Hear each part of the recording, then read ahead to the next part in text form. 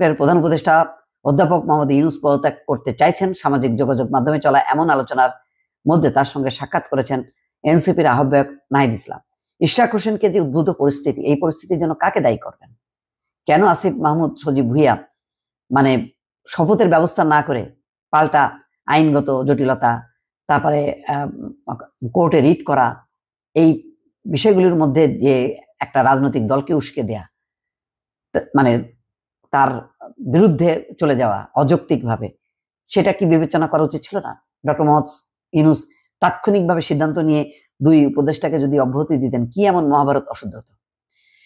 সন্ধ্যায় প্রধান উপদেষ্টার বাসভবন যমুনায় গিয়ে তার সঙ্গে বিভিন্ন বিষয়ে কথা বলেছেন নাহিদ ইসলাম। এনসিপির শীর্ষ পর্যায়ের একাধিক সূত্র বলছে সন্ধ্যা 7টার দিকে যমুনায় প্রবেশ করেন নাহিদ ইসলাম। তিনি বেশ কিছুক্ষণ প্রধান উপদেষ্টার সঙ্গে একান্তে আলাপ করেছেন। অধ্যাপক ইউনূসের প্রধান উপদেষ্টা পদে থাকার বিষয়টি নিয়েই মূলত তাদের মধ্যে আলোচনা হয়েছে। জানতে চাইলে নাহিদ ইসলামও প্রধান উপদেষ্টার সঙ্গে সাক্ষাতের বিষয়টি নিশ্চিত করেছেন, কিন্তু এই বিষয়ে কোনো কথা বলতে চাননি।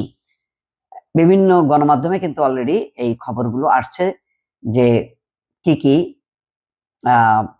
আলোচনা হয়েছে বা দেখা হয়েছে, তবে বিস্তারিত কিছু বলা হয়নি। তবে সন্ধ্যায় মাহফুজ আলম এবং আসিফ মাহমুদ সজীব ভুঁইয়াও প্রধান উপদেষ্টার সঙ্গে দেখা করেছেন, তাদেরকে হয়তো কিছু নির্দেশনা দিয়েছেন। এখন সরকারের দৃশ্যমান পদক্ষেপ লাগবে। যদি পদক্ষেপ না দেখানো হয়, প্রধান দল বিএনপিকে যদি আশ্বস্ত করানো হয়, তাহলে পরিস্থিতি খারাপের দিকে যাবে বলেই ধারণা করা যায়। দর্শক ভালো থাকবেন, আল্লাহ হাফেজ।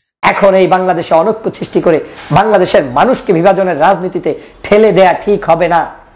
বাংলাদেশে আইন যার মতো তার মতো ব্যবহার করা ঠিক হবে না।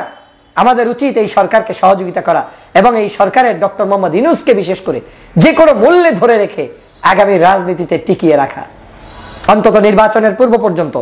আপনারা নিশ্চয়ই জানেন ডক্টর মোহাম্মদ ইউনূসের কাছে তিনি বারবার বলেছেন যে ডিসেম্বর টু জুন, এবং আমি বিশ্বাস করি এই ডিসেম্বর জানুয়ারির মধ্যেই হয়তো নির্বাচনের একটা তফসিল চলে আসতে পারে, এবং এটাই আমাদের জন্য সবচেয়ে সহজ পদ্ধতি। আমরা যদি ইউনূস সাহেবের যে কোনো কারণে, আল্লাহ না করুক, আমি চাই না যে ইউনূস সাহেব বিদায় নেক, তিনি কোনোভাবে পদত্যাগ করুক, এটা আমি চাই না। যদি সেরকম কিছু ঘটে যায়, তাহলে আমাদের এই কপালে আমরাই আমাদের কপালটাকে ভেঙে চুরে চুরমার করলাম। ডক্টর মোহাম্মদ ইউনূস যদি সত্যি সত্যি এই গুঞ্জন যদি সত্য হয় যে তিনি যে কোনো মূল্যে পদত্যাগ করে চলে যাবেন, বিদায় নেবেন, এই শব্দ চয়নটা আপনার আমার জন্য, বাংলাদেশের ভাগ্যাকাশের জন্য মেঘাচ্ছন্ন ছাড়া আর কিছুই নয়। ডক্টর মোহাম্মদ ইউনূস ছাড়া এই মুহূর্তে বাংলাদেশের আগামী নির্বাচন পর্যন্ত আর কাউকে আমরা দেখতে চাই না। ইউনূস ছাড়া আপনার এই দেশে এই মুহূর্তে নিয়ন্ত্রণ কেউ করতে পারবে না, মাথায় রাখতে হবে। কিন্তু আজকের এই যা রটে তা কিছু না কিছু বটে। এই যে কিছু না কিছু বটেতে যদি আমরা পড়ে যাই, এটা আমাদের জন্য ভয়ানক পরিস্থিতি হবে। আসুন আপনারা সিনিয়র রাজনীতিবিদরা তার সাথে সাক্ষাৎ করুন, দেখা করুন, তাকে অভয় সৃষ্টি করুন, তাকে শক্তিশালী করুন, তাকে বলুন যে আমরা সবাই মিলে আপনার সাথে আছি। বিএনপি এগিয়ে যান, জামাত ইসলাম এগিয়ে যান, পীর সাহেব চরমনাই এগিয়ে যান, হেফাজতে ইসলাম এগিয়ে যান, অন্যান্য রাজনৈতিক দলগুলো তার কাছে গিয়ে বলুন যে আপনাকে ভয় করার কোনো কারণ নেই, আমরা আপনার সাথে আছি।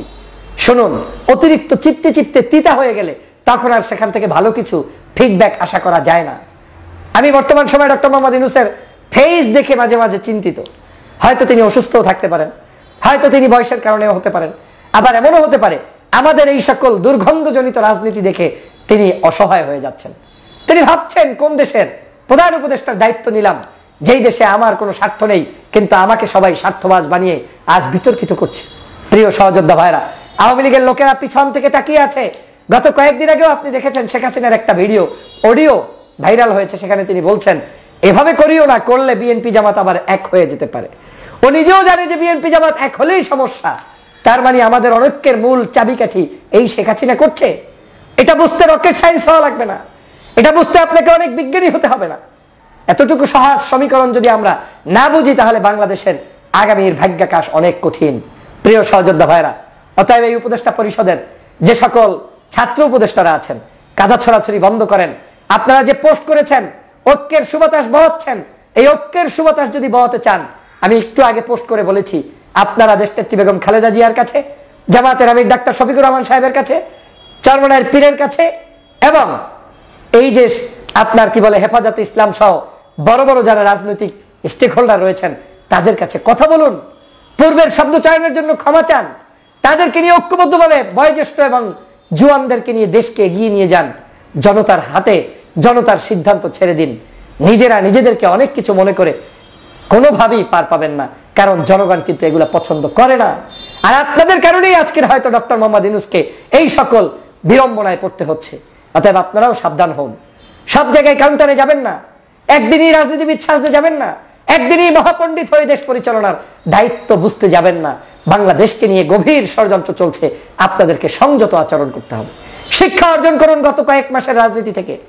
এই বাংলাদেশে অন্তত পক্ষে বামপন্থী নাস্তিক্যবাদী যে সকল দুষ্ট চক্ররা আছে, বিশেষ করে বিদেশি পরগাছা যারা এই দেশটাকে ধ্বংস করতে চায়, ওদের কাছ থেকে দেশটাকে রক্ষা করতে হবে।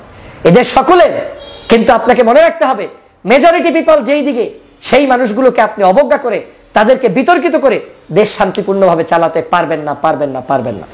অতএব প্রিয় দেশবাসী, আমরা চাই ডক্টর মোহাম্মদ ইউনূস সাহেব থাকুক, নির্বাচনের দিকে তিনি নিয়ে যাক, এবং তার এই পদত্যাগ কিংবা এই ধরনের গুঞ্জন যেটা উঠেছে এটা গুঞ্জনের মধ্যেই থাকুক, এটা কোনো অবস্থায় বাস্তবায়িত না হোক, সেই প্রত্যাশাই আজকের আমার থাকবে।